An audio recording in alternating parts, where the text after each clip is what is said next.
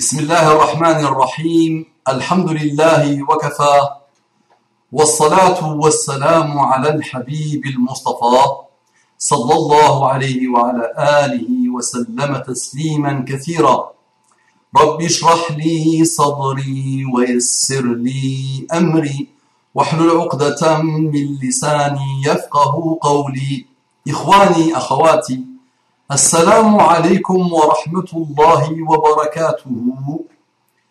Pour ceux qui n'étaient pas au courant, je suis désolé.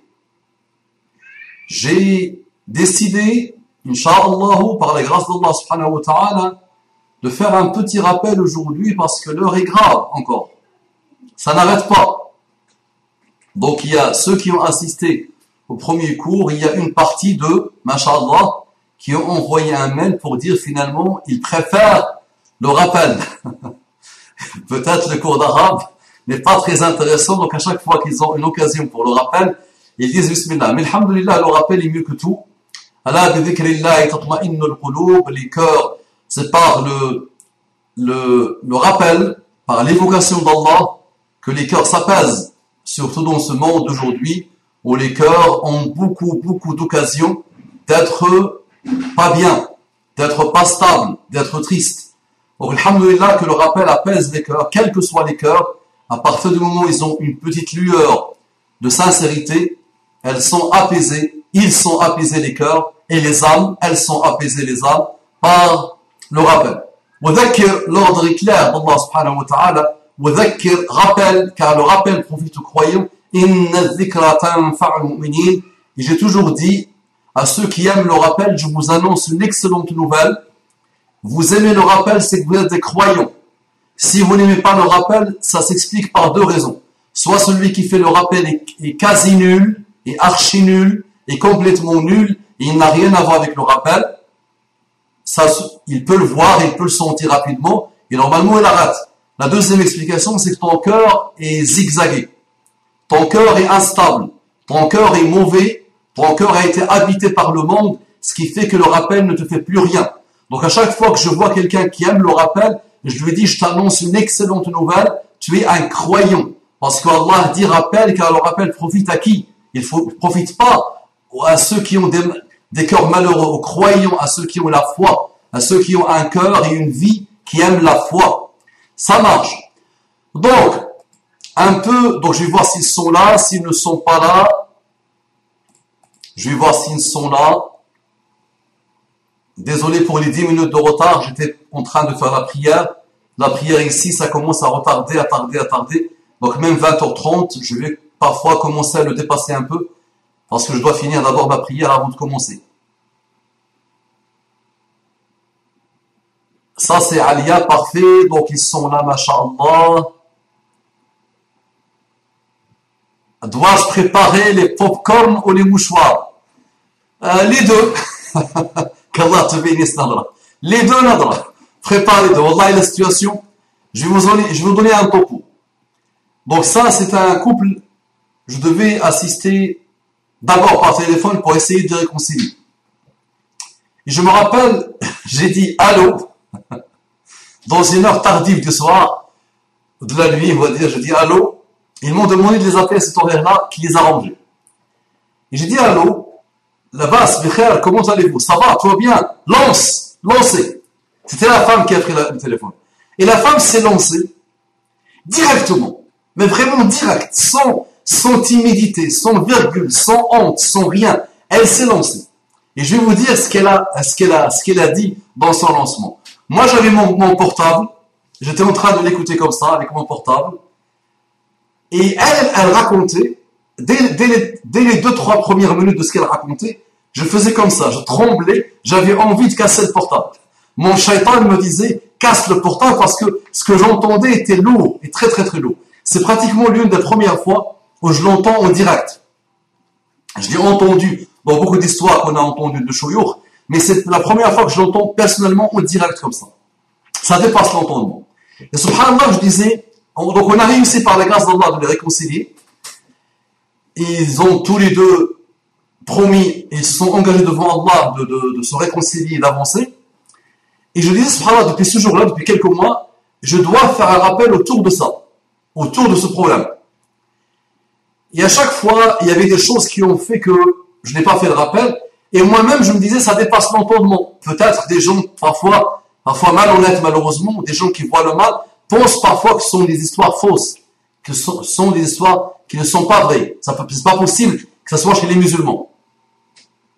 Ça peut être chez les autres, mais pas chez les musulmans. Et donc, chaque jour, à chaque fois, chaque semaine, chaque 2 jours, je pense au cas, et je dis, il faut que je fasse un rappel. Et subhanallah, donc, j'ai laissé tomber, jusqu'à aujourd'hui, j'ai reçu de la jeune femme son histoire écrite. Comme ça, je vais rien rajouter. Ce qu'elle m'a écrit, c'est ce que j'avais dans la tête, alhamdoulilah. J'oublie pas ce type de choses. Ce qu'elle m'a écrit, c'est ce que j'avais. Mais alhamdoulilah, je vais le lire. Je vais le lire en direct. Ce qu'elle m'avait annoncé au téléphone, ce qui a fait que j'ai failli casser mon portable, je faisais comme ça, je tremblais. Maintenant, je vais vous le lire. On n'a pas besoin de beaucoup de rappels, finalement, ça, parce que lui-même, c'est un rappel. Ce qu'elle a écrit, c'est un rappel. Elle m'a envoyé pour me dire, ça s'est empiré, ça s'est amplifié. Et elle me demande d'intervenir encore pour essayer de le réconcilier. Parce que là, elle me dit, c'est irréversible. C'est le point de non-retour. Et elle m'a encore relancé. Quand il a vu que j'ai pas encore répondu, elle m'a encore renvoyé la même histoire pour me relancer. Pour que je l'appelle elle ou son mari pour essayer de réconcilier, Inch'Allah. Donc écoutez bien. Bismillah. Je vais voir s'ils sont encore là. Vous êtes là ou là, vous vous ennuyez? Vous êtes là ou vous vous ennuyez, les amis, déjà? Ça, c'est Mariam Limouni. Elle dit, c'est l'horaire de la salat. Nous, c'est déjà passé, alhamdoulilah. Donc, faites la salat tranquillement. Et reviens à nous, Inch'Allah. Kayfa haluka ya marhaban bi Jad. Qu'Allah te bénisse. Jad, ce n'est pas un cours. Désolé si tu n'as pas assisté au premier cours. Ça va être une petite pause pour vous. Ça va être, Inch'Allah, un petit rappel qui va aussi t'aider beaucoup, Jad. Observe-le, Inch'Allah, pour l'avenir de tes enfants, pour le choix de l'éducation que tu vas donner à tes enfants, et pour tes choix à toi-même, Inch'Allah, dans la vie, et pour des choses qui nous concernent tous. Hawa marhaban biki, Hawa dit, je suis présente. Marhaban biki, installé pour écouter le rappel. Je lui rends, masha'Allah, il est arrivé aujourd'hui, même avant demain, le portable ou l'ordinateur a été réglé, on va dire, a été réparé. Je lis, tu as manqué à nos cours. Marhaban biki, qu'Allah te bénisse. Mais tu n'as pas raté grand chose. Tu vas pouvoir, Inch'Allah, rattraper. On est là, ya Oustad. Très bien. Bismillah. On lance, Inch'Allah. Et je vais faire des allers-retours pour Limouni Mariam qui est en train de faire sa prière. Donc, je vais tarder un peu sur le début. Donc, la jeune femme me dit aujourd'hui, Assalamu alaikum. Bonjour ou bonsoir. Bonjour ou bonsoir. Ma sœur, tu pouvais te contenter de salam alaikum. Bonjour et bonsoir n'ont rien à voir avec nous, les musulmans. Ça, on le dit aux autres. Donc, salam alaikum wa rahmatullahi wa barakatuh, c'est mieux que salam alaikum. D'accord? Donc là, il nous dit bonjour ou bonsoir, cela dépendra de l'heure à laquelle vous lirez mon mail, Inch'Allah. Vous étiez intervenu pour mes problèmes au sein de mon couple, au mois un tel. Sachez les amis que quand je lis une histoire, tout est fait pour que personne ne reconnaisse la personne. Même les membres de la famille ne pourront pas la reconnaître. Donc j'enlève pas mal de petits détails qui peuvent donner une indication sur la personne. Donc ça, nous oublier la personne, ce qui nous intéresse c'est le cas. Oublier celui qui a fait le malheur, on prie pour lui. Ce qui ne compte pour nous, c'est ce qu'on tire nous comme leçon. La vraie sagesse, une des explications de la sagesse, c'est de profiter et de tirer la leçon de la vie des autres, de la vie des humains depuis Adam jusqu'à aujourd'hui, de la vie des musulmans depuis Muhammad sallallahu alayhi wa sallam jusqu'à aujourd'hui. C'est toujours tirer les leçons, tirer les perles de la vie de chacun pour ne pas tomber dedans. D'accord? Donc, bismillah. Donc, vous étiez intervenu au mois tel, je dis pas le mois, déjà, et je vous en remercie. En nous appelant par téléphone, je ne sais pas si vous vous souviendrez, je m'appelle, donc moi j'ai mis X et mon époux Y. Donc elle me dit, je ne sais pas si vous vous en souviendrez, je me souviens de tout, alhamdulillah, et c'est une histoire, subhanallah, qui m'avait pesé et que je voulais résumer dans un rappel. Donc subhanallah, la jeune femme elle-même est revenue pour raconter son histoire avec un écrit. Comme ça, je vous raconte juste l'écrit sans que je rajoute rien et sans que j'oublie rien. Mais tout ça, moi je me rappelle très bien de ça. Il m'a été dit dans le téléphone et c'était lancé. Wallah, sans virgule. 100 mètres de virgule, et c'est lancé. Et moi je faisais comme ça. Je tremblais. Et son mari était à côté, en plus. Elle m'a raconté ça à côté de son mari, qui était là en train d'écouter. On continue. Donc je m'appelle X et mon époux Y. Je vais vous résumer du mieux que je peux, Inch'Allah, notre histoire. Nous sommes mariés depuis bientôt, donc on va dire une dizaine d'années. Donc elle a mis un chiffre, on va dire depuis une dizaine d'années.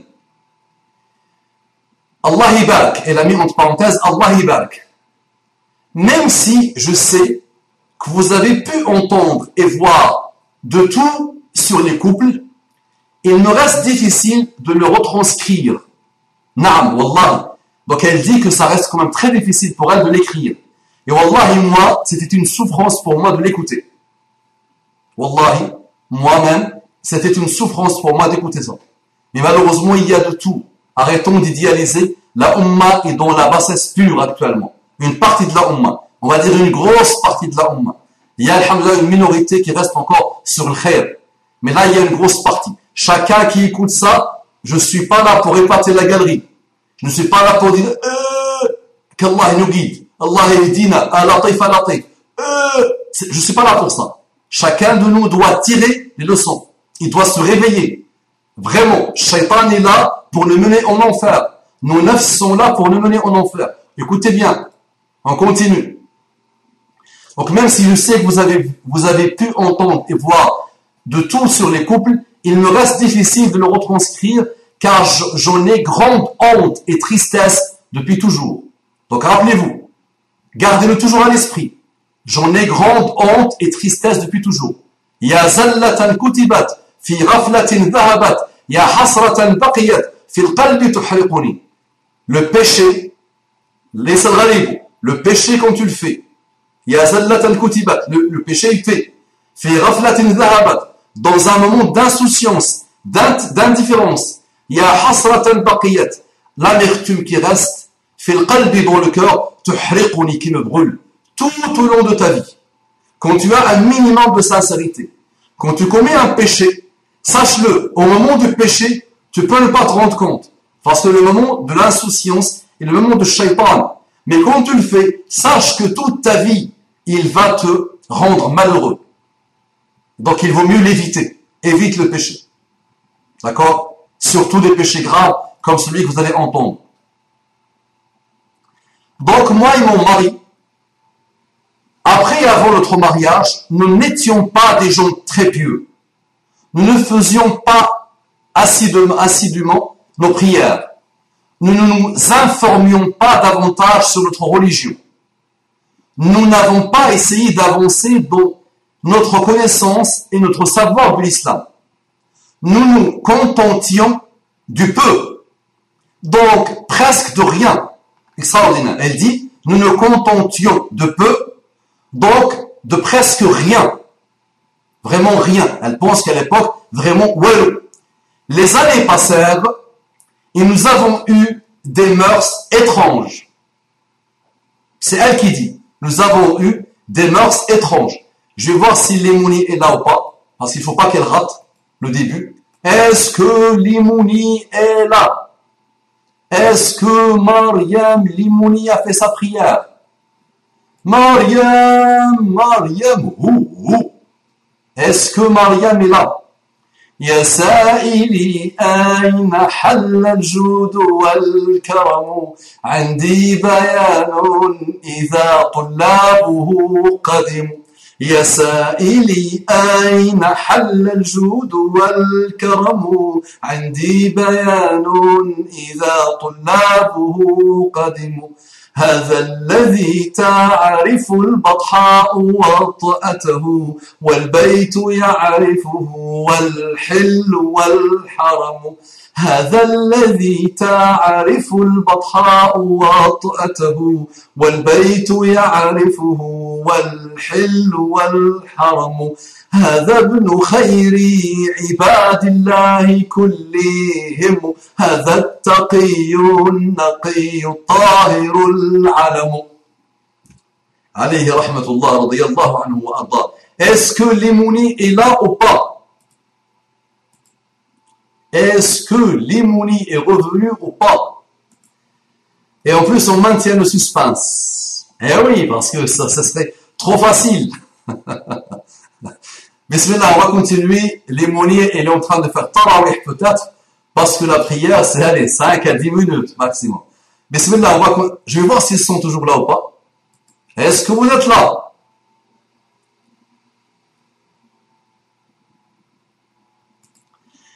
Donc on continue, Bismillah. Donc moi et mon mari, après, très bien. Les années passèrent et nous avons eu des mœurs étranges. Nous faisions presque n'importe quoi, mon mari et moi. Un jour de solitude, je suis allé sur Internet et j'ai discuté avec un homme avec qui j'ai tissé des liens. Et je l'ai tout de suite dit à mon mari, qui trouvait ça sans importance et qui, au fur et à mesure que je trouvais l'attirance physique pour cet homme, mon mari me suggérait d'aller plus loin. Cela semblait lui plaire et ça lui plaisait que cet homme et moi nous regardions dialoguer face caméra. C'est ce début-là qui a fait que moi je faisais comme ça. C'est cette chose-là qui regardez ça, elle m'a lancé ça, wallahi, sans vergogne. Et moi, je m'arrachais les cheveux. Et en plus, on m'a montré à l'époque que la faute vient de Marie. On m'a montré que la faute vient de Marie. Donc moi, j'étais conditionné à la base pour essayer de dire au mari, calme-toi, attention. Et finalement, toute l'histoire, c'est cette dame-là qui me raconte son histoire, et c'est finalement où tout était elle.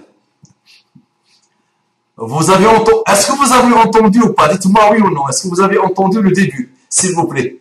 Est-ce que vous avez entendu ça? Avez-vous entendu? Gonseli ton dia marhaban biki. Est-ce que vous avez entendu ce que je viens de lire, ce que je viens de dire?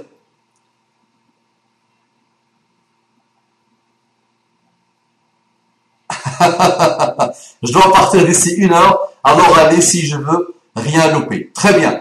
Donc ça c'est notre travail, Inch'Allah, on va tout faire pour ne pas dépasser. Oui, entendu. Très bien. Donc je vais faire plaisir à notre Inch'Allah. On finit dans 1 heure maximum. Maximum, vraiment maximum. Donc, à mon mari qui trouvait ça sans importance et qui, au fur et à mesure que je trouvais de l'attirance physique pour cet homme, mon mari me suggérait d'aller plus loin. Cela semblait lui plaire. Et ça lui plaisait que cet homme et moi nous regardions dialoguer face caméra. Un jour, alors que j'étais seul, il se présenta à mon domicile. Donc elle a même donné son adresse à son amoureux, à sa relation satanique, à son amour satanique malheureusement. Donc elle lui a même donné l'adresse et le monsieur s'est présenté jusqu'à chez elle. Il est venu chez elle. Donc un jour, alors que j'étais seul, il se présenta à mon domicile. Nous ne sommes, écoutez bien, plus, et tout ça, elle me l'a raconté. Nous ne sommes plus, nous discutions et nous avons eu un contact physique sans qu'il ait d'adultère. À l'époque, elle m'avait exprimé qu'elle avait tout fait son acte final.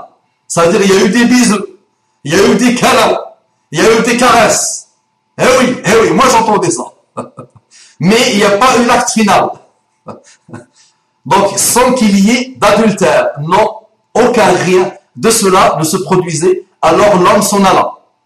Ils sont sans volonté, tu es mon oxygène, tu es mon amour, oh là, maintenant je t'ai senti, j'ai senti ton âme, avant c'était virtuel, j'étais tellement aimé virtuellement, maintenant réellement nous sommes vraiment faits l'un pour l'autre. Voilà, donc ils se sont dit ce type de choses.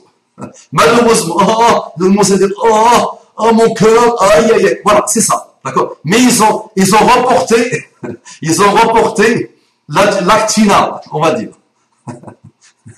C'est ça. Alors que c'est le début de la relation. La relation tournait autour de ça. Donc écoutez bien. Je vais voir s'ils sont encore là, si Mariam Limouni arrive ou pas.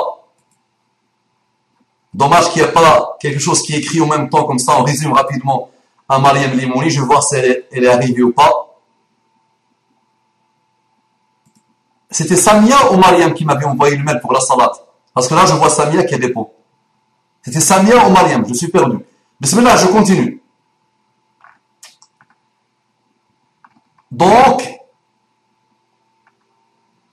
face caméra, un jour, blablabla, donc alors, l'homme s'en alla. Au retour de mon mari, écoutez bien, au retour de mon mari, je lui ai avoué tout.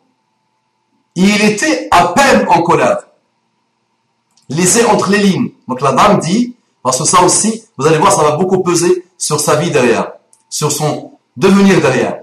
Donc, ça l'a presque, elle dit, ça l'a presque mis en colère.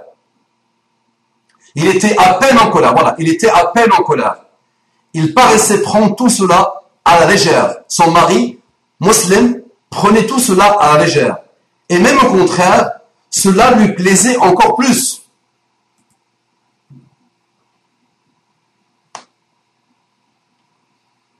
Wallahi, qu'est-ce que je fais? Qu'est-ce que je fais? Ça, je l'avais écouté, je le lis, wallahi, je souffre. Je souffre encore et encore et encore. Donc, on continue, mais j'étais dévasté. J'étais dévasté. Je me sentais honteuse. Lui, donc mon mari, il trouvait que j'en faisais trop pour si peu. Le monde à l'envers. Donc moi, j'étais dévasté. Je me sentais honteuse. Lui, il trouvait que j'en faisais trop pour si peu. J'ai demandé pardon à mon mari. J'étais triste. Et c'est alors qu'il m'emmena un livre sur le repentir. Donc mon mari m'emmena un livre sur le repentir. Comme si c'était une histoire de livre. Je le lus, comme ça il a écrit, donc le passé simple. Je le lus et fis mes prières. Et chose étrange, à la minute même où je finissais ma prière de Isha, en demandant sincèrement pardon à Allah, je fus prise de tremblement. Ma température chuta. Nous étions au mois de juillet, il devait faire 25 degrés. Et moi, je claquais des dents. Je vomissais. Ma tête me faisait horriblement mal. Et ce que cela voulait dire, est-ce que cela voulait dire quelque chose? Allahu A'lam. Les années passèrent. 3 ans exactement. Si je la raconte cette histoire, c'est exactement, alhamdulillah, ce que ma mémoire avait gardé. C'est pile poil. Wallah, j'allais dire tout ça, alhamdulillah. J'avais gardé tout ça dans ma mémoire. Elle n'avait pas tout dit, cette histoire de repentir, Allah, elle ne l'avait pas raconté. Mais globalement, l'histoire, je l'avais gardée dans mon cœur et dans ma tête. Vous êtes toujours là, vous vous ennuyez? Pas encore? Mariam Limouni, tu as compris l'histoire ou pas? Mariam. Donc un couple qui était très loin d'Allah subhanahu wa ta'ala, ils se sont mariés une dizaine d'années, après une relation malheureuse, loin de mariage, et après ils se sont mariés, et ça elle ne le dit pas dans son écrit, mais elle me l'avait raconté. Et ils avaient des mœurs mauvaises, subhanallah. Ils étaient très loin de la religion d'Allah. Et ils étaient vraiment dans un autre monde par rapport à la religion d'Allah. Ils avaient des mœurs très mauvaises. Un jour, elle s'est sentie seule. Son mari travaillait beaucoup. Elle s'est sentie seule, cette femme. Elle a commencé à entamer une relation sur Internet. Elle est tombée amoureuse d'un homme. Et le mari montrait qu'il était heureux de ça. Ça lui plaisait. Au contraire, ça lui plaisait. Un jour, le bonhomme est venu lui rendre visite à cette femme. chez elle. Ils ont fait pas mal de choses. Ils sont, je t'aime, tu m'aimes, aïe, aïe, aïe, aïe, aïe, aïe, tu es mon souffle, tu es mon oxygène, tu es ma respiration, tu es mon tagine, tu es ma pastille, tu es mon caviar, tu es tout pour moi, je t'aime avant même la création, et avant même la création de l'univers, et je t'envoie 10 milliards de textos à la seconde, et on s'est aimé, on va s'aimer, et si tu n'existais pas, dis-moi comment j'existerais. Tout le blabla, ils se sont embrassés, ils ont fait des câlins, ils se sont caressés, mais l'acte final, ils l'ont pas fait. Quand le mari est venu, elle lui a raconté l'histoire, et ça ne lui a pas touché. Ça ne lui a pas fait ni chaud ni froid. Alors que elle, ça l'a dévasté. Alors que elle, ça lui a bousillé la vie et le cœur. Mais le mari ne montrait pas finalement grand chose. Qu'est-ce qu'il a fait? Le summum qu'il a fait, c'est qu'il est parti lui acheter un livre sur le repentir. D'accord? J'ai résumé l'histoire pour Mariam, vous m'excuserez. J'aime que tout le monde suive, sinon c'est pas bon. Donc, on continue l'histoire. Allah il dit, les années passèrent, 3 ans exactement. Mon mari et moi vivions normalement. Et puis, il travailla tard, très tard. Donc, reproduction de la chose qui a fait que elle a fait des malheurs il y a 3 ans. Donc, son mari retravaillait encore plus. Il était plus absent pour son travail. Elle s'est sentie seule. Donc, elle va nous raconter ce qui s'est passé. Et puis, il travailla tard, très tard. Je sais qu'il travaillait. C'était un honnête homme. Écoutez bien ce qu'elle dit sur son mari. C'était un honnête homme, plus bête que méchant. Donc, elle dit, plus bête que méchant. Ça, c'est extraordinaire, cette qualification de son mari, plus bête que méchant. Et puis, j'ai recommencé à me sentir seul, très seul, dès qu'il n'était plus là. Il dormait beaucoup, parlait peu. Donc, il dormait beaucoup et il parlait peu. Et je recommençais à discuter avec quelqu'un d'autre, Mon mari l'a su aussi. Je ne lui ai pas caché. Alors, une fois encore, il prenait plaisir à me voir discuter. Il était présent à chaque fois et avait l'air de s'en moquer complètement. Alors j'ai continué.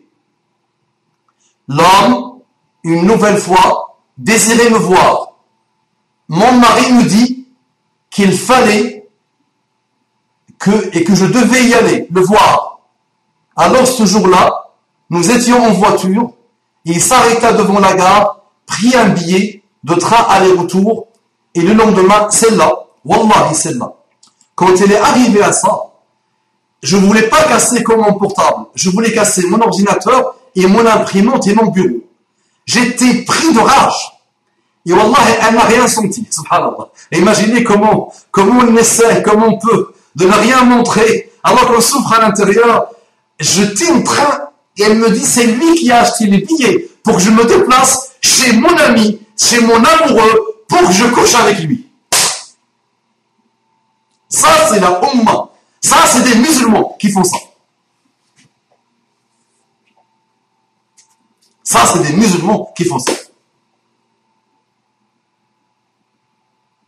Et on a déjà entendu ça, même dans les pays arabes.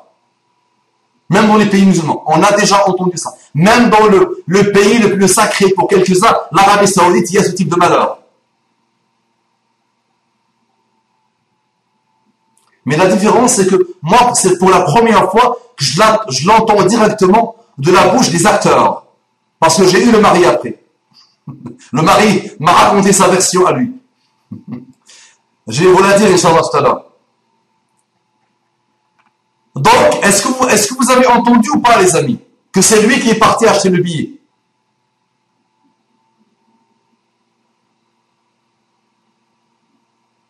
Donc, Nadra, il dit, plus de pause, barakallahu fik. C'est bon, Nadra a donné l'ordre, il dit, plus de pause, barakallahu fik. Elle m'a rappelé à l'ordre. Bismillah, on continue, Inch'Allah.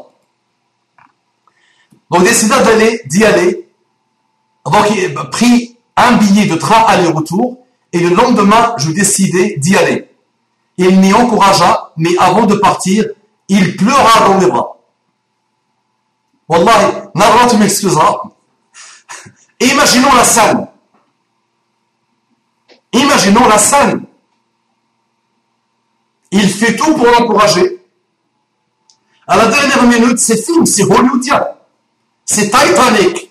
C'est Titanic, on fait comme ça, et le monde est coincé. Et on regarde ça 25 fois. Bismillah. On fait comme ça, et l'amour, et l'amour, et l'amour. Voilà, c'est un film. C'est romantique en plus. Il a mis la tête sur sa poitrine à elle. Ils ont fait un câlin, et il a pleuré comme un enfant. C'est beau. C'est beau. Ce sont les musulmans des temps modernes.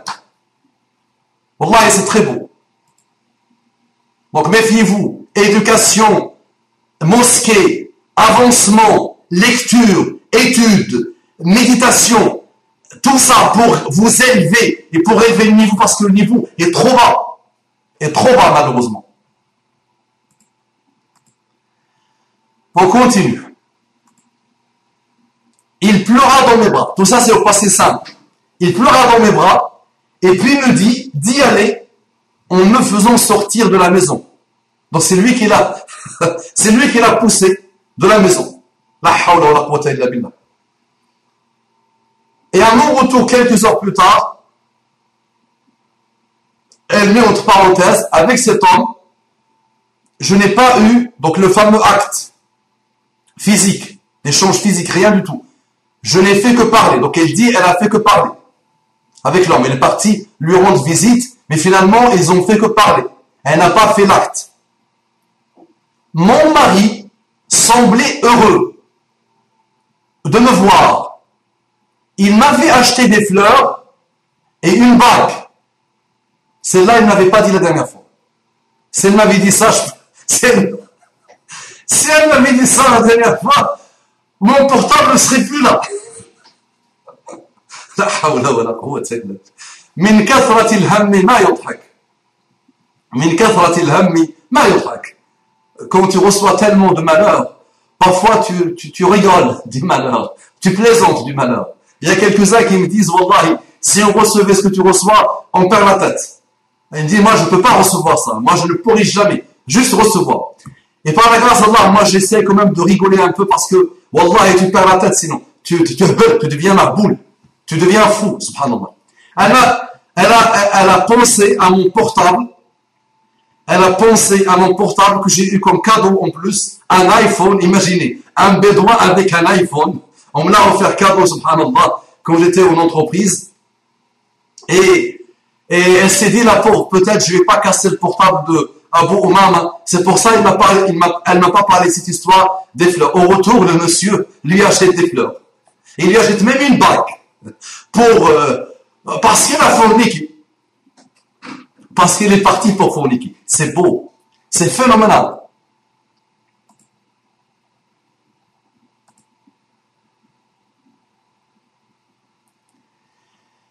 Tu as raison, Nouria. Tu as raison. Nouria, elle dit, je crois que inna lillahi wa inna ilayhi raji'un suffit. Nouria, c'est juste parce que tu ne l'as pas écouté direct. Ça, c'est ta réaction. Parce que je temporise un peu.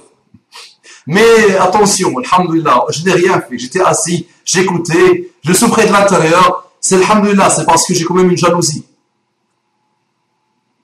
La jalousie d'Allah, méfiez-vous d'elle. Allah est jaloux. Allah lui-même dit, Allah est jaloux. Le prophète est jaloux. Et les musulmans doivent être jaloux. On doit être jaloux de ça. Vraiment, c'est pas la jalousie que vous connaissez, la jalousie négative. On doit avoir le sens de l'honneur. On ne peut pas supporter ça. Quand tu l'écoutes, s'il ne te fait rien, c'est que ton cœur est mort, malheureusement. C'est ça que j'essaie de vous dire. Mais, je vais trembler là, mais c'est pas possible. Il faut maîtriser la colère. La colère peut arriver. Tout le monde peut s'énerver. Mais au moment où elle arrive, la tardab, dit Muhammad sallallahu alayhi wa sallam. À celui qui lui a demandé un conseil. Aidni, la tardab. Conseille-moi, ya Rasulallah. Prophète d'Allah, la tardab, ne te mets pas en colère. Aidni, la tardab, conseille-moi, la tardab. Troisième, aidni, conseille-moi, la tardab, ne te mets pas en colère. Et Muhammad sallallahu alayhi wa sallam a dit un jour aux Sahaba, connaissez-vous le plus fort? Est-ce que vous avez une idée sur le plus fort? Ils ont dit, le plus fort c'est celui qui arrive à battre les autres, c'est celui qui sait se battre. Il a dit là, non. Al-qawiyyu man malaka nafsahu 'inda al-ghadab. Le plus fort, le fort, le puissant, c'est celui qui se contrôle quand il est en colère. D'accord? Donc, essayons de nous concurrencer dans ce domaine-là. Quand tu es en colère, Muhammad sallallahu alayhi wa sallam dit, tu es debout, assieds-toi.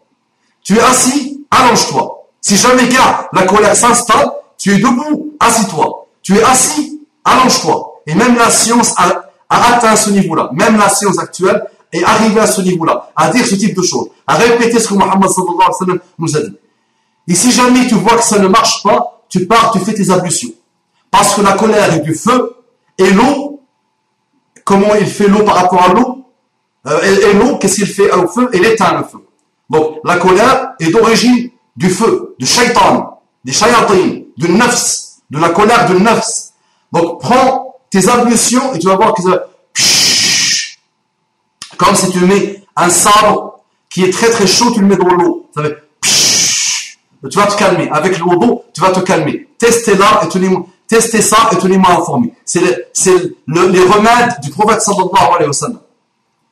Je vais voir s'ils sont là ou pas. Il y a un adra peut-être qui va sortir de l'ordinateur pour me donner un coup de tête. Alia, elle dit je crois que je lui aurais fait bouffer son billet. Hachak, Alia, hachak.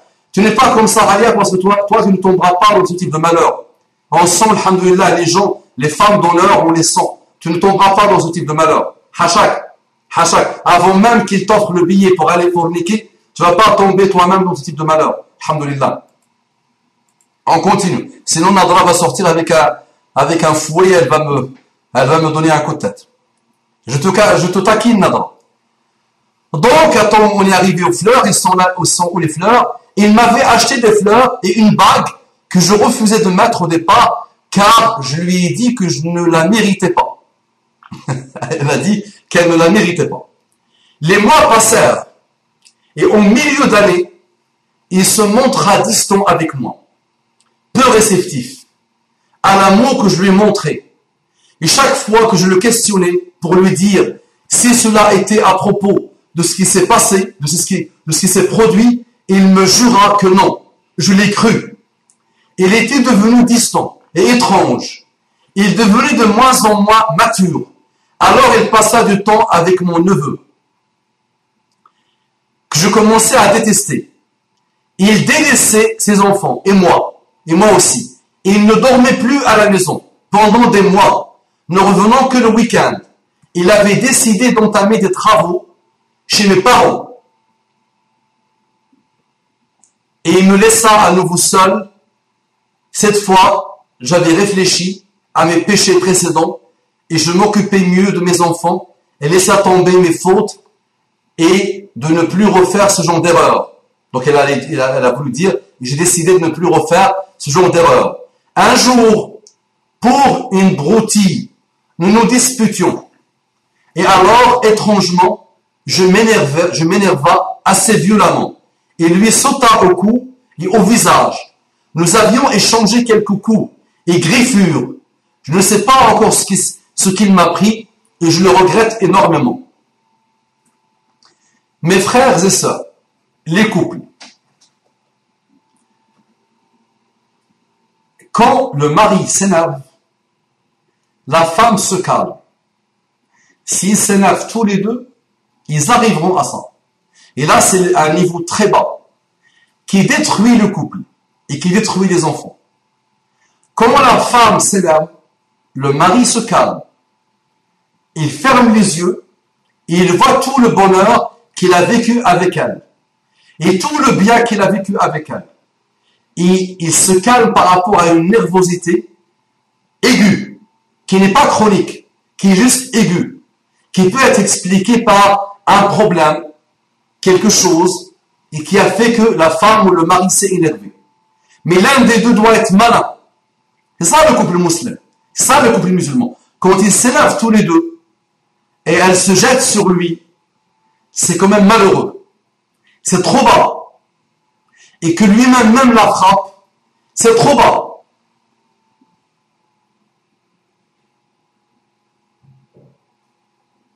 D'accord, on continue.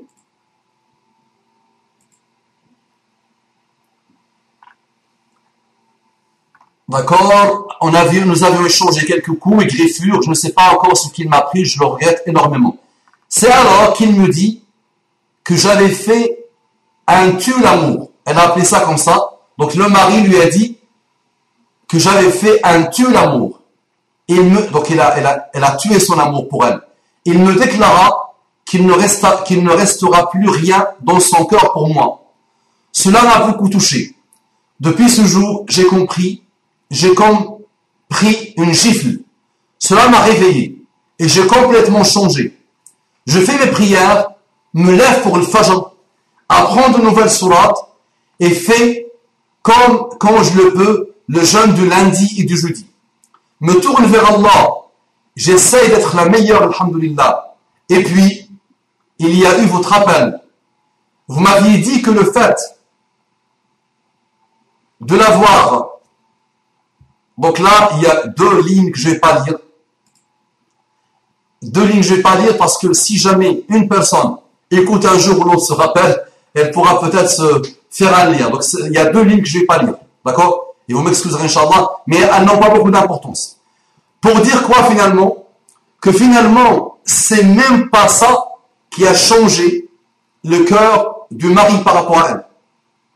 Les deux fornications, les deux tout ça, les mœurs qui ont complètement été bousillées, ce n'est même pas ça qui a été la cause que le mari a commencé à dire « je veux divorcer avec toi, je ne veux plus entendre parler de toi ». C'est pas ça, mais je ne peux pas le dire malheureusement. Il y a deux lignes que je ne peux pas dire. Parce que si une personne écoute ça un jour ou l'autre, elle fera le lien. Et ça n'intéresse pas qu'elle fasse le lien. Et je ne voudrais pas qu'elle fasse le lien. Ce n'est pas le couple, c'est une autre personne. Donc, bismillah, on va continuer.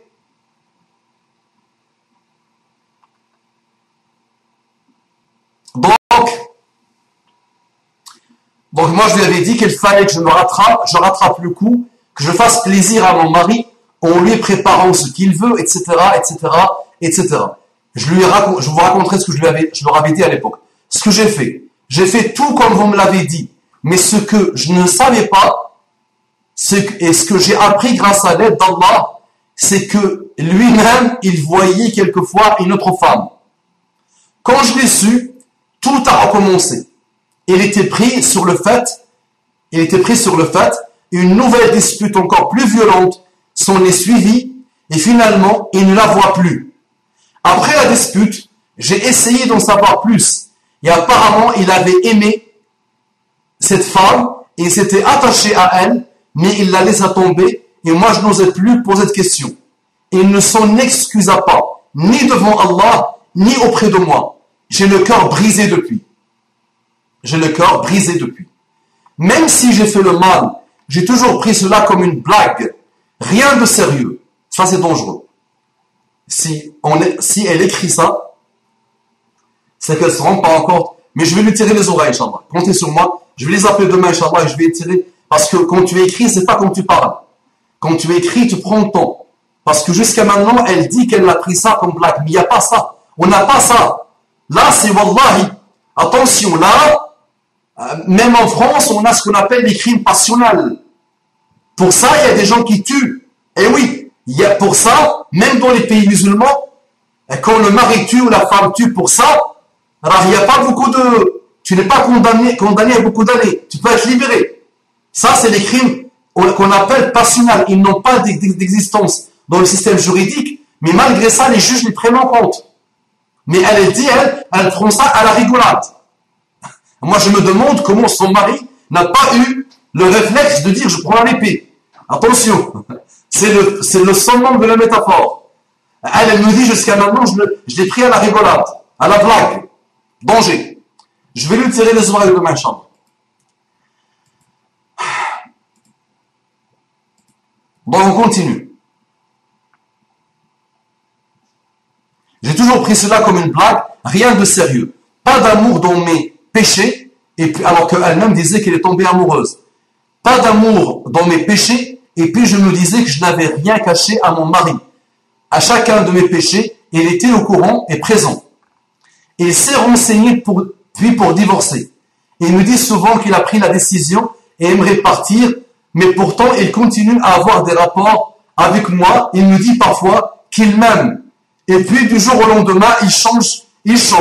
Son visage se ferme et il est méchant et cruel. Je me sens menacé, car il glisse souvent lors de conversations qu'il s'en ira. Je ne me sens plus en sécurité auprès de lui, car je me sens comme sur un siège éjectable. Il a tout oublié. La mère que je suis, la femme que j'ai été, les sacrifices que j'ai pu faire. J'ai même abandonné mes études pour lui. Mes parents ne voulaient pas de cette union. J'ai fini par les convaincre. Il a été accepté. J'ai toujours été douce et très attentionnée envers lui. Quand ma famille lui demandait de réfléchir, de prendre du recul sur tout cela, et qu'il est idiot de divorcer car il y a des enfants, le passé, quand nous aimions, lui et moi, etc., il dit oui, fais un effort, mais quand une difficulté arrive, il ne pense qu'à partir. Et je me sens menacé. Moi, je fais dua, sur dua. Je demande et redemande à Allah. Et puis les difficultés. Pour lui, donc voilà, donc je demande et redemande à Allah. Donc attention, elle écrit avec un style très très lourd, sans virgule, sans point. Alors que je mets moi les documents sur Word et j'essaie de mais le niveau malheureusement de l'écriture est bizarre. Donc on va faire, moi je fais dua sur dua. Je demande et je redemande à Allah. Virgule. Et puis, les difficultés, pour lui, s'enchaînent. Je ne vais pas donner les détails, mais les difficultés s'enchaînent. Et Mskin et l'autre, quand elle fait des doigts, il y a pas mal de malheurs qui lui tombent dessus. Même des dépenses inattendues, des choses mauvaises qui lui tombent sur la tête. Il souffre aussi de problèmes au niveau de sa santé. Ne sait pas encore ce qu'il a. Et je ne sais pas encore ce qu'il a. Donc elle dit quand elle fait beaucoup de doigts, ça lui tombe comme ça. Je suis certaine que s'il devenait un homme, écoutez bien, voici le rappel. Je suis certaine que s'il devenait un homme pieux, dites-le vous à tous, chacun le dit à lui-même, le salut est dans l'islam, le salut est dans l'islam, le salut est dans l'islam, l'apaisement est dans l'islam, la sérénité est dans l'islam, la joie est dans l'islam, le bonheur est dans l'islam, la justesse est dans l'islam, la justice est dans l'islam, la béatitude est dans l'islam, le repos de l'âme est dans l'islam, le repos du cerveau est dans l'islam, la logique du cerveau est dans l'islam, les mathématiques du cerveau est dans l'islam, la bonté du cœur est dans l'islam, l'islam est le salut. Et c'est ça le rappel qu'elle vous fait, cette jeune femme. Écoutez bien. Donc, ok, s'il devenait un homme pieux, tout s'arrangeait. S'il faisait ses prières sans les abandonner, cette fois, la paix reviendrait au sein de mon couple. Le bonheur de mon couple, c'est dans l'islam.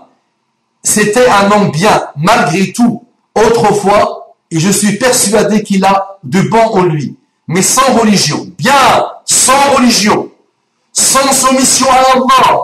Comment trouver le salut? Elle a mis ça en majuscule. Sans soumission, sans religion, sans soumission à Allah, elle met en majuscule. Comment trouver le salut? Point d'interrogation.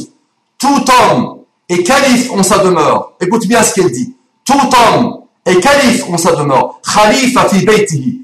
Kullu rajulin khalifatun fi baytihi. Je vous traduis. Tout homme est calife en sa demeure. Alors pourquoi il est si faible? Les hommes, sachez que la femme pense avec son cœur et tendre. Elle a besoin d'un homme à la maison. Elle n'a pas besoin d'une femmette à la maison. Elle n'a pas besoin de quelqu'un qui lui fait ouf. Si elle lui fait ouf, il fait pipi dans son pantalon. Ou elle commence à trembler. J'ai entendu Cheikh Jatari une fois. Je devais assister à une conférence et Jatari avait donné une conférence avant moi. J'ai assisté à la fin de sa conférence. Il était en train de dire, subhanallah, il a assisté un jour pour réconcilier un couple. Donc il avait la femme et l'homme. La femme qui parlait, l'homme comme ça, tremblé, s'inquiète, paisible, il ne disait rien. Et la femme lui hurlait dessus. Elle lui faisait entendre de toutes les couleurs. Elle était dure avec lui. Elle lui disait, tu n'es pas un homme, tu n'es pas un homme, tu es un sous-homme, tu n'es rien. Elle lui hurlait dessus, méchante, dure. Et le cheikh lui dit, mais pourquoi? Elle lui dit, la dame, mais c'est pas un homme. Je fais ce que je veux, quand je veux, comme je le veux. Jamais il me parle, jamais il m'ordonne, jamais il m'interdit des choses. C'est moi l'homme de la maison, c'est moi qui fais tout ce qui me passe par la tête. Lui, il est comme s'il n'est pas présent. le cheikh demande la parole à ce frère. Il dit, parle. Gallo, mon cheikh, moi j'ai la ceinture noire au karaté. Si je veux, je la prends comme ça et je la tue en 1 seconde. Si je veux la violenter, je lui donne un coup, elle tombe. Mais Gallo, c'est ma nature. Je suis quelqu'un de paix. Elle fait ce qu'elle veut, ça ne me touche pas. Et je suis comme ça, c'est ma nature. Une deuxième histoire de ce type, subhanallah, la même de ce type, je l'ai entendu de la bouche de mon ami Nader Abou Anas, il était chez moi une fois, il m'a raconté l'histoire. Il m'a dit, Moustapha, j'ai assisté pour réconcilier un couple. Et la dame m'a dit, je fais ce que je veux à la maison, c'est pas un homme, je lui fais ce que je veux. Et Gatlek, une fois, on lui a acheté un portable, on lui a offert un portable, un iPhone. L'histoire, c'est pas la mienne. On lui a offert un beau iPhone, où il avait acheté un très beau iPhone. Je me rappelle plus. Donc, c'était très beau. Il était fier de son iPhone, très content de son iPhone. Un jour, je m'énerve, je prends l'iPhone et je le casse. Et quand du coup, il n'a rien fait. La dame, elle dit, ce qui m'a tué, c'est que je lui ai cassé son portable et il n'a rien fait. Donc, les hommes, soyez quand même hommes. Allah vous a donné la qawama. Dans ta maison, tu as la qawama. Une notion extraordinairement puissante. La qawama, Allah ne l'a pas donnée à la femme. Allah l'a donnée à l'homme. Elle a bien résumé. L'homme est khalifa chez lui. L'homme est un calife chez lui. Il est gentil, il est doux, il est bon, il est tendre. Mais, si je fais comme ça, sans même parler, elle doit comprendre. Sinon, on va pas aller très très loin. C'est ça le couple. On se met d'accord sur des codes dès le départ. On se met d'accord sur des codes dès le départ. Sinon, 2 généraux dans une même armée, l'armée est cuite, la pauvre. 2 capitaines dans un bateau, le bateau coule. Parce qu'un capitaine va dire à droite, l'autre va dire à gauche. Même Allah lui-même dit dans le Coran, s'il y avait plusieurs dieux, la terre va être détruite. L'univers va être détruit. Il y aura le façade dans l'univers. Parce que chaque dieu va vouloir décider comme il veut. Donc l'un va dire à droite, l'autre va dire à gauche. Ça, c'est une parole d'Allah dans le Coran. Donc dans la maison, il y a un seul amir, il y a un seul khalifa. On peut se concerter, on peut s'échanger, on peut parler, on peut être tendre, mais la décision finale, le qawama, revient à l'homme, sinon on ne va pas très loin. D'accord? Donc cette femme, elle me redit la même chose. Écoutez bien ce qu'elle dit. Elle a répété finalement la même chose. Tout homme est calife en sa demeure. Alors pourquoi il est si faible? Vous savez ce que j'aurais voulu qu'il fasse lorsque je suis allé sur Internet? Voilà ce qu'elle me dit. Vous savez ce que j'aurais voulu qu'il fasse lorsque je suis allé sur Internet? Qu'il s'énerve, qu'il me crie dessus, et me dise que ce ne sont pas des choses à faire. J'aurais voulu me reposer sur lui.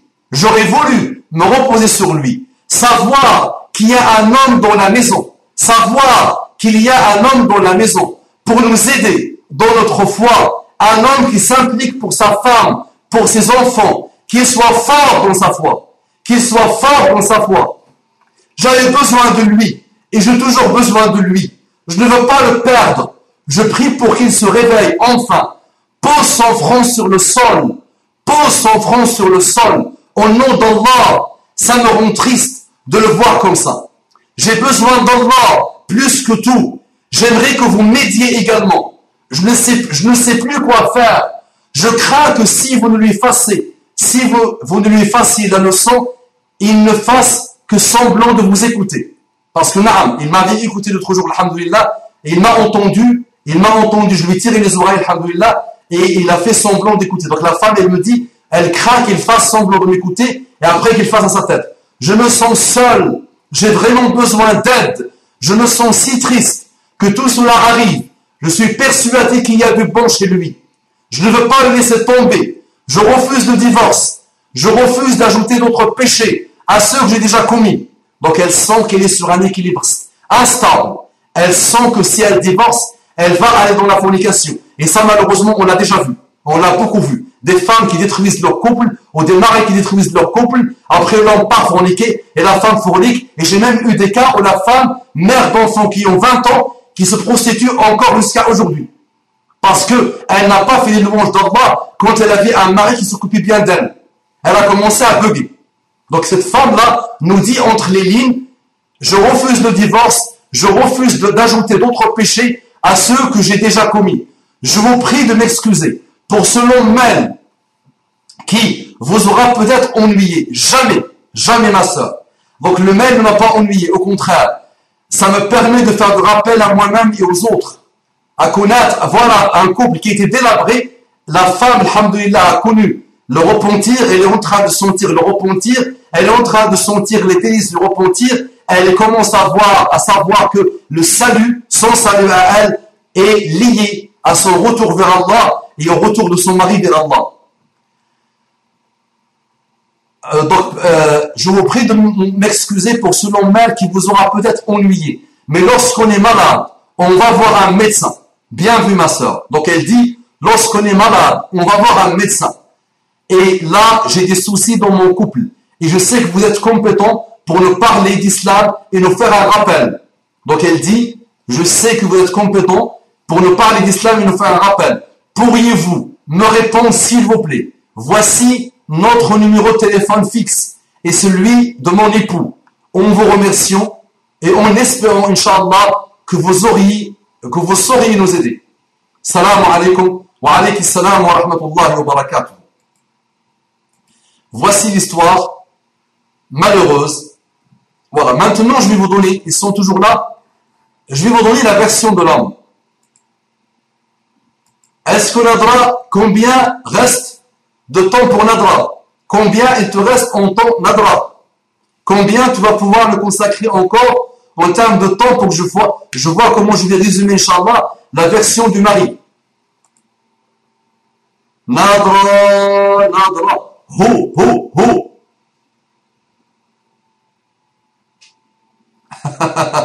Donc elle dit qu'Allah guide ce couple, moi mon khalifa c'est Imad, qu'Allah me garde mon mari. Bon, je dois partir, barakallahu fikum pour ce rappel. Donc tu verras la suite Inch'Allah dans la vidéo quand elle sera sur YouTube et sur la plateforme. Donc je vais vous résumer rapidement l'histoire. Donc moi j'ai entendu tout ce que vous avez entendu, une grosse partie de ça, les piliers de cette histoire, tout ça je l'ai entendu, en grande majorité, on va dire 90% de l'histoire. J'ai entendu sans virgule, sans rien, elle m'a lancé ça dans le visage. J'ai demandé après la version de Marie. Et regardez comment elle a eu le culot de m'expliquer ça. Regardez ce qu'il m'a dit. Il me dit, Mustafa, à vous-même, la première fois, quand elle a fait ses bêtises, au fond de moi-même, je n'étais pas content. Elle m'a demandé pardon et je lui ai pardonné. La deuxième fois, 3 ans après, quand elle a commencé à faire ses bêtises, je me suis dit dans moi-même, dans ma tête, je vais lui montrer que je suis très content de ce qu'elle fait et je vais être avec elle jusqu'au bout pour voir est-ce qu'elle va tomber dans le premier piège. Le premier piège, c'est que l'homme est venu chez elle à la maison pour coucher avec elle. Le deuxième piège que je voulais vérifier, est-ce que malgré la première fois où je lui ai pardonné, est-ce qu'elle était capable, 3 ans après, de pousser jusqu'à la rencontre avec son amoureux. Voilà.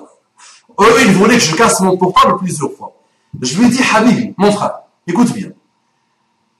Tu me rappelles le FBI, comme ça, wallah, je lui dis ça. Et ça, je le fais de temps en temps dans mes rappels quand je parle de Merah. Je lui dis, tu me rappelles le FBI et la CIA. Et Shaitan. Après, je vais expliquer Shaitan. Le FBI et la CIA, comment ils font? Ils ont des armées sur Internet. Ils ont des centaines de milliers d'ordinateurs de par le monde. Et ils sont là à manipuler des gamins. Ignorants purs. Frustrés purs. Malades d'eux-mêmes purs.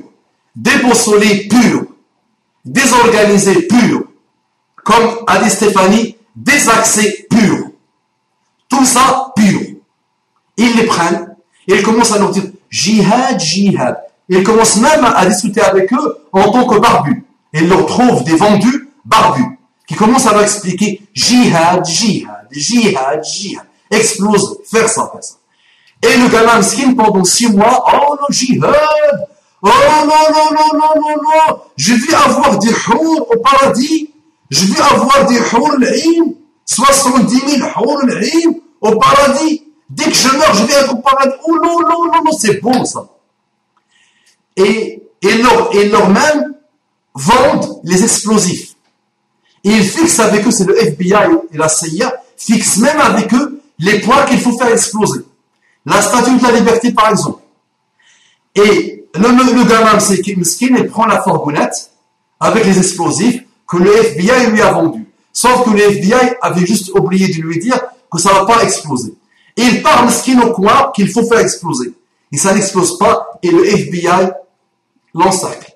Et on dit au monde, voilà les islamistes. Ça, le FBI ne le cache pas. La CIA ne le cache pas. Ils le disent. Ils pratiquent ça pour faire tomber les réseaux de drogue. Ils font ça avec les gamins sakin qui chauffent trop sur Facebook et Internet. Quand ils les repèrent, c'est comme ça qu'ils le font. Ah oui, toi tu es un frère, tu veux faire jihad. Et ils commencent à leur... Je lui ai dit à cet homme, tu as fait exactement la même chose. Et tu as été shaitan pour ta femme. Tu as été shaitan al-ins pour ta femme. Au lieu de la raisonner, au lieu de lui dire se repentir, au lieu de montrer que tu es un homme, tu lui as montré que tu es pire, mais vraiment pire que n'importe quelle chose mauvaise dans le monde. Vraiment, que tu es un pervers total. Parce que Allah dit, par l'intermédiaire de son prophète,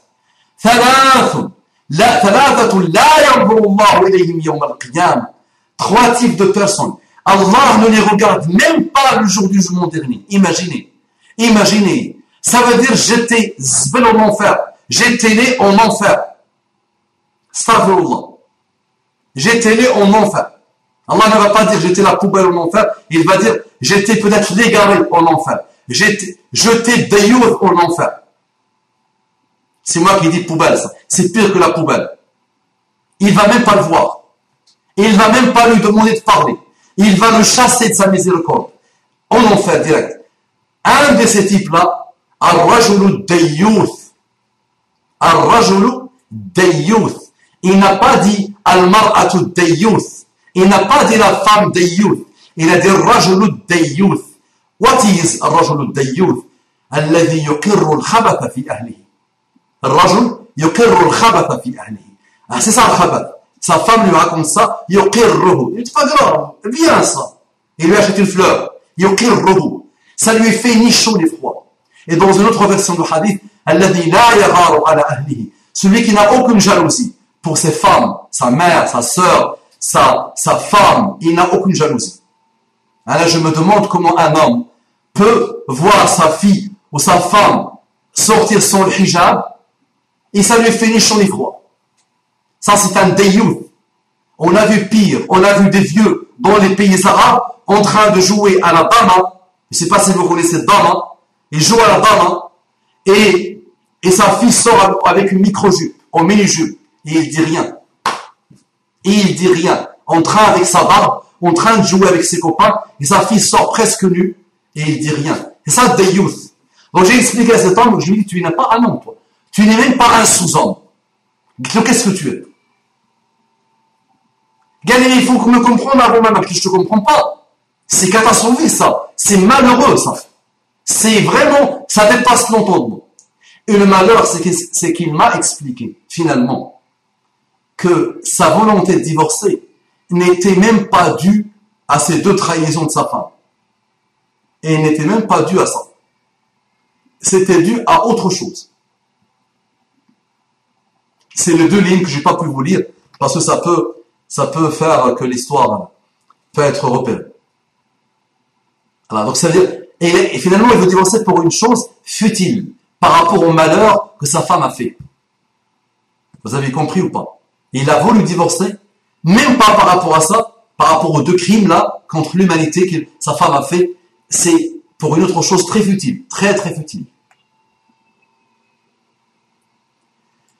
Et ils se sont engagés devant Allah subhanahu wa ta'ala tous les deux de faire le repentir sincère et de prendre en compte leurs enfants. De prendre en compte leurs enfants. Et ils se sont calmés, mais l'histoire que la femme ne connaissait pas à l'époque, c'est le fait que lui-même forniquait à droite et à gauche. C'est ça le nouveau dans l'histoire, c'est qu'elle-même a découvert que son mari finalement forniquait. Donc quand il s'absentait les nuits finalement, c'est juste pour forniquer avec sa copine à lui.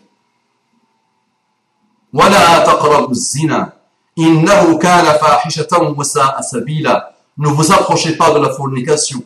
إِنَّهُ كَانَ فَاحِشَةً وَسَاءَ.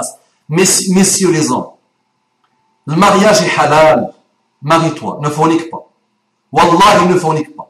Wallahi, il y en a marre des bâtards. Wallahi, il y en a marre des bâtards.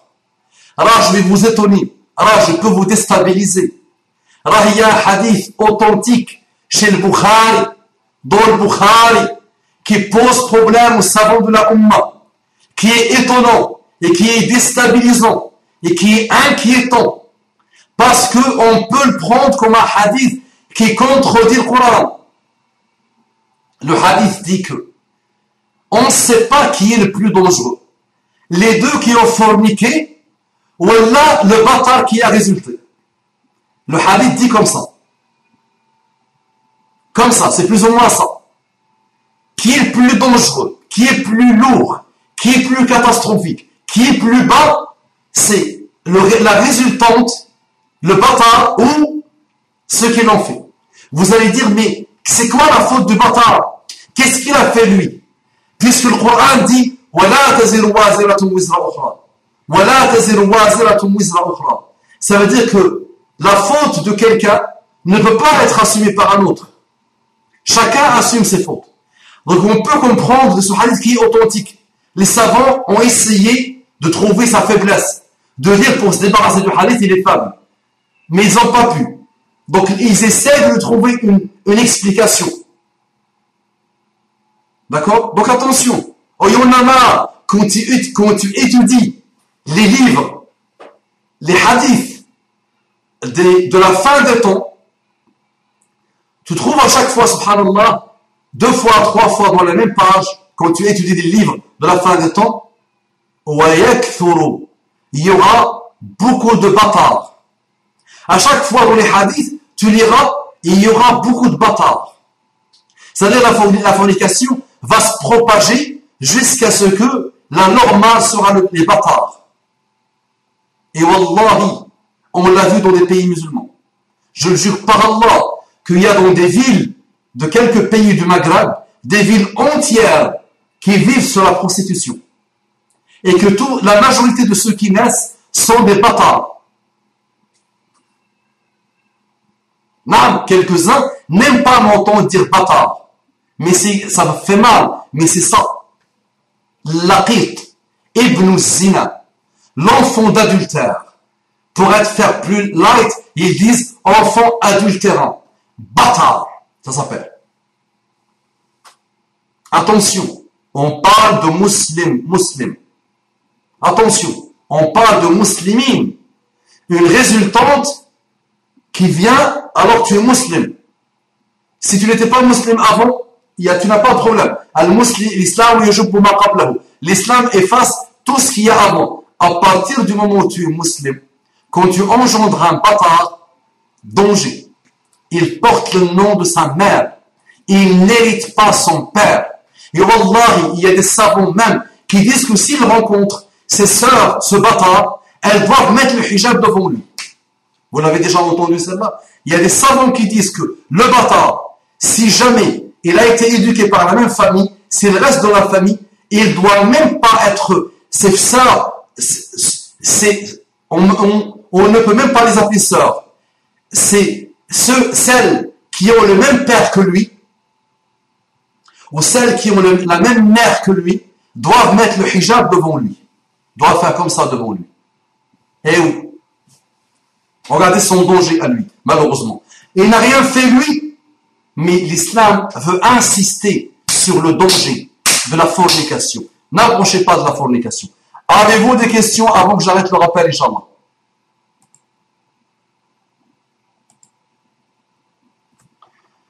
secours, c'est quoi ce mec? Wallahi, Wallahi, on est tombé trop bas, Céline. Voici une reconvertie qu'Allah la bénisse, qui elle-même dit au secours, c'est quoi ce mec? Wallahi, tu as raison, ma soeur. Il y a que tu sais, Céline, dans ton ancienne culture, la culture des non-musulmans, tu sais qu'il y a même des non-musulmans qui ne peuvent pas supporter ça.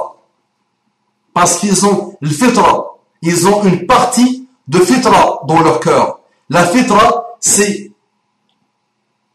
toute la condition primaire de toute créature d'Allah quand elle naît. Tous les humains, quand ils naissent avec la fitra. Ils n'aiment pas ça. Et tu as aujourd'hui des non-musulmans, des laïcs, des gens qui n'ont rien à voir avec l'islam.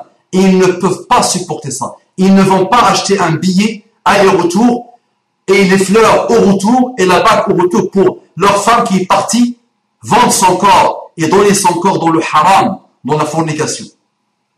Avez-vous des questions par rapport à ce sujet avant que j'arrête le cours, Inch'Allah? Elle dit la plupart des non-musulmans n'accepteraient pas ça. Qu'Allah te bénisse, Virginie. Donc imaginez qu'on a un musulman. Alors on ne se rend pas compte de ce que c'est que l'islam. Il y a des gens, pas vous, alhamdoulilah, la majorité d'entre vous êtes des gens bien par la grâce d'Allah, mais les gens ne se rendent pas compte de l'importance de l'islam. Si vous ne me croyez pas, visitez un pays musulman et observez. Visitez n'importe quel pays musulman et observez que l'islam est étranger même dans les terres musulmanes. Ma plus grosse souffrance, mon énorme souffrance, c'est quand je suis dans un pays musulman. Quand je vois les gens par rapport à leur religion, le mépris qu'ils ont par rapport à leur religion, l'oubli total par rapport à leur religion, l'indifférence totale par rapport à leur religion. Virginie connaît la valeur de l'islam et elle nous dit que même les non-musulmans ne pouvaient pas accepter ça. Naam, Wallahi, tu as raison. Tu as raison. Avez-vous des questions par rapport à ce type de malheur?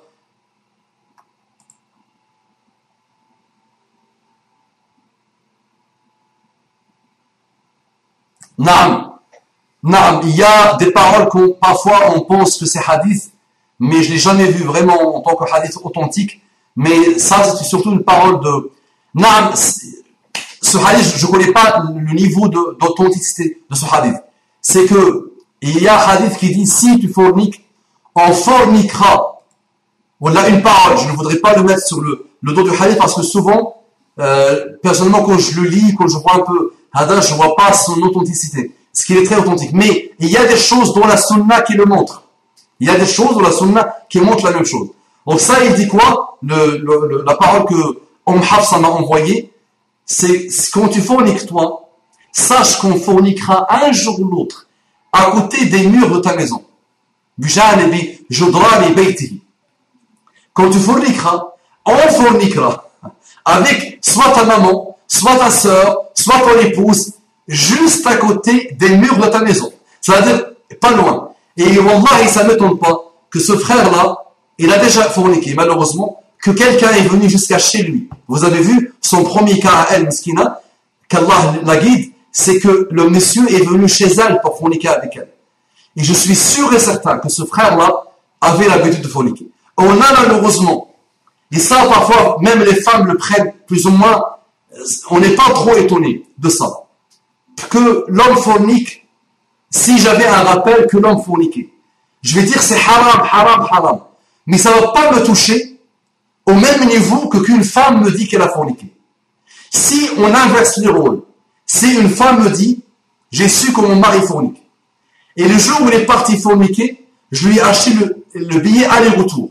Si elle m'avait raconté comme ça m'aurait tué, parce qu'un homme fornique, mais ça ne m'aurait pas touché comme l'inverse. Et il faut le savoir. Il ne faut pas dire droit de l'homme, droit de la femme, on est seul égeux et tout ça. Et arrêtez ça, arrêtez ça, arrêtez ça. La femme est l'honneur de l'islam. La femme est l'utérus. L'homme n'a pas d'utérus. La femme peut donner elle. Eh oui, c'est elle. Le bâtard passe par elle, par son utérus à elle. Il doit porter son nom à elle. Il ne porte pas le nom de celui qui l'a engendré. D'accord? Donc, naam, c'est extrêmement dangereux pour l'homme et pour la femme. Mais c'est encore plus dangereux si la femme le fait. Yazid ibn Muawiyah, un fasiq, celui qui a été la cause de l'assassinat de Hussein. Yazid ibn Muawiyah, un fasiq, un pervers. Il disait, si vous les hommes vous déviez, si vous les hommes vous déviez, attention que vos femmes dévient. Attention que vos femmes dévient. Parce que la femme, c'est l'honneur du musulman. C'est l'honneur de l'islam. Et vous avez vu le résultat quand vos sœurs dévient. Combien de malheurs elles font malheureusement. Et la même chose pour les hommes. Mais c'est encore plus grave pour les femmes. Et vous ne pouvez pas me faire dire le contraire. Les droits de la femme, nous sommes égaux. Naam. Nous sommes égaux devant Allah. Naam. Mais il y a des choses beaucoup plus graves que d'autres. Il y a des choses, les deux forniquent, les deux normalement, si nous étions dans un pays musulman, ces 4 témoins les ont vus en même temps, vous connaissez la sentence. Pour l'homme et pour la femme, s'ils sont déjà mariés, pour les deux, il y a la sentence que vous connaissez. S'ils ne sont pas mariés, vous connaissez la sentence. Donc nous sommes égaux devant Allah dans le had, dans la sentence qu'il faut subir. Mais il y a des choses beaucoup plus graves que d'autres. Eh oui, quand ça vient quand même de la femme, l'honneur du musulman, elle se donne, elle tombe enceinte d'un bâtard, musiba, catastrophique. Ça marche. Avez-vous des questions?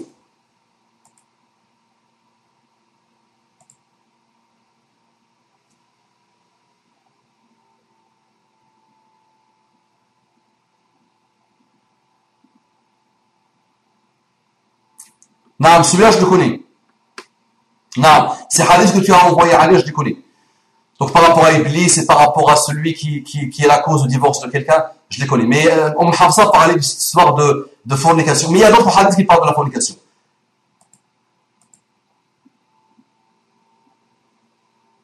Qu'en est-il des enfants illégitimes qu'on peut avoir? Autrement, j'ai d'autres questions, mais c'est personnel. Je t'enverrai un message plus tard par rapport à mes questions. Voilà, donc le bâtard, ça c'est la beauté, la grandeur de l'islam. En islam, on peut l'aider. On peut financer les structures qui vont l'éduquer. Il est même conseillé, il est même très conseillé pour celui qui l'a engendré de l'éduquer. Voilà, comme son enfant. Mais attention. Donc tout ça, le bien qu'on peut leur faire est extrêmement conseillé en islam. Les aider. Et même si c'est un bâtard, tu as été l'origine d'un bâtard, les savants disent, finance son parcours, aide-le, sois avec lui. Tu vois, donc tout ça on peut le faire. Mais il est interdit qu'il porte le nom de son père, il est interdit qu'il hérite son père. Il n'a pas le droit à l'héritage de son père. Son père peut lui donner un cadeau, peut lui faire un don, mais il n'a pas le droit d'hériter le père. D'accord? Mais en islam, attention, on ne laisse tomber personne. On doit être là pour tout le monde. Et attention, même les savants ont trouvé des bonnes choses. Ils disent que si jamais il grandit avec le père et même parfois avec la mère, si jamais on sait qu'il est d'origine bâtard, jamais il sera tranquille. Jamais. Donc il faut aussi faire en sorte que, et je le dis aux familles, faire en sorte que personne ne se rende compte que c'est un bâtard, parce que il va subir ça toute sa vie. Si les gens le savent, ça c'est déconseillé en islam. Donc c'est pour ça qu'on dit aux femmes, attention, attention. Et on dit aux hommes, attention. C'est pour ça les bâtards, wallahi, souvent, et j'ai même écouté des dolos de chiour, ils ont pris pas mal d'exemples de bâtards qu'ils connaissent. Chacun est pire que l'autre. Ils ont beaucoup de problèmes psychologiques. Ils sont dépressifs. Parfois, ils sont des criminels. Parfois, ils sont des malades mentaux. Eh oui, parce que quelqu'un qui vit dans une société où tout le monde sait qu'il est bâtard, c'est catastrophique pour lui. Donc, l'islam nous demande de faire aussi en sorte de cacher ça, de faire en sorte de couvrir celui qui a fauté. D'accord? Ou celle qui a fauté.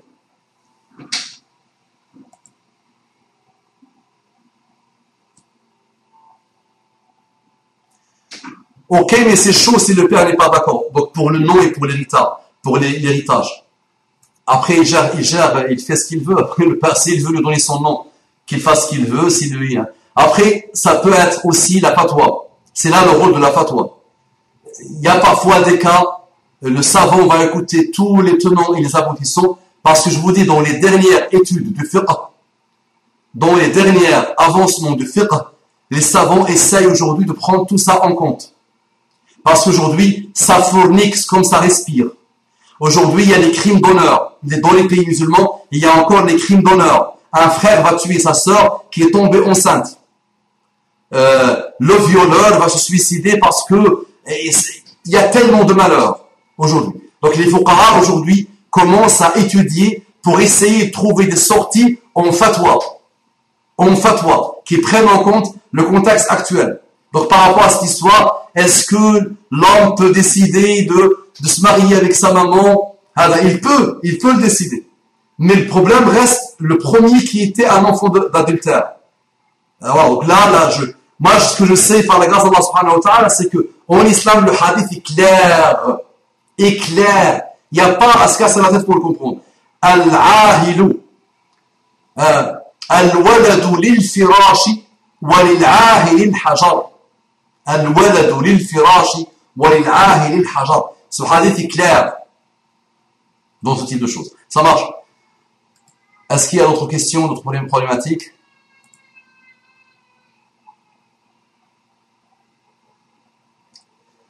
Très bien, donc alhamdoulilah, donc je vois qu'il y a, là où nous sommes arrivés à, j'ai encore plus ou moins une cinquantaine de mails qui se sont rajoutés aux 60 que je n'ai pas pu lire. Donc je vais étudier tout ça après, Inch'Allah, comme ça ne va pas faire un long rappel. Donc un rappel d'1h21, c'est parfait, c'est largement suffisant. Mes frères et mes sœurs, qu'Allah vous bénisse, qu'Allah le préserve. Cette sœur a fait et est en train de faire, alhamdoulilah, un très beau repentir. Faites-lui des doigts, faites des doigts à son mari, qu'Allah les guide tous les deux. Je vais les appeler demain, Inch'Allah.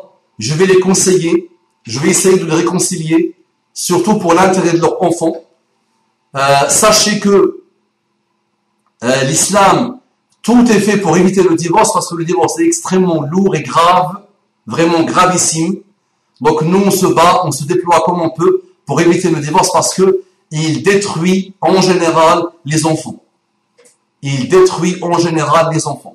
Ce sont les enfants qui payent les pots cassés du divorce. D'accord? Donc priez pour moi pour qu'Allah aussi me facilite la réconciliation entre ce couple, Inch'Allah, et qu'Allah leur facilite et qu'Allah nous facilite. Chacun prie pour l'autre, prions pour cette dame, prions pour ce frère, prions pour leurs enfants, prions pour nos frères et sœurs et demandons à Allah de nous guider, de guider par nous et de nous éloigner et de nous préserver des pièges de shaitan. Allah yarda ankum ya akhwan, jazakumullah kulla khair. Je vous remplacerai, Inch'Allah, le cours que vous n'avez pas eu aujourd'hui, vous allez le rattraper, Inch'Allah, ne vous inquiétez pas. اللهم اجعلنا ممن يستمعون القول فيتبعون احسنه اللهم ارنا الحق حقا وارزقنا اتباعه وارنا الباطل باطلا وارزقنا اجتنابه اللهم اجعلنا ممن يستمعون القول فيتبعون احسنه اللهم اجعلنا هاديين مهديين طائعين مطيعين غير ضالين ولا مضلين اللهم إنا واقفون ببابك فلا تطردنا عن جنابك يا ربنا إنا واقفون ببابك فلا تطردنا عن جنابك اللهم ارزقنا قبل الموت توبة وعند الموت شهادة وبعد الموت جنة ونعيما وملكا كبيرا رب اغفر لي ولوالدي ولمن دخل بيتي مؤمنا وللمؤمنين والمؤمنات ولا تزد الظالمين إلا تبارا رب اجعلني مقيم الصلاة ومن ذريتي ربنا وتقبل دعاء رب اجعلني مقيم الصلاة ومن ذريتي ربنا وتقبل دعاء رب اجعلني مقيم الصلاة ومن ذريتي ربنا وتقبل دعاء اللهم اغننا بالفقر إليك ولا تفقرنا بالاستغناء عنك اللهم اغننا بالفقر إليك ولا تفقرنا بالاستغناء عنك اللهم إنا نعوذ بك من قلب لا يخشع ومن أذن لا تسمع ومن دعاء لا يسمع ولا يستجاب اللهم إنا نعوذ بك من قلب لا يخشع ومن أذن لا تسمع ومن دعاء لا يستجاب ربنا آتنا في الدنيا حسنة وفي الآخرة حسنة وقنا عذاب النار سبحان ربك رب العزة عما يصفون وسلام على المرسلين والحمد لله رب العالمين وصل اللهم وسلم وزد وبارك على سيدنا محمد وعلى آله الطيبين الطاهرين إخواني propagez les rappels السلام عليكم ورحمة الله وبركاته مع السلامة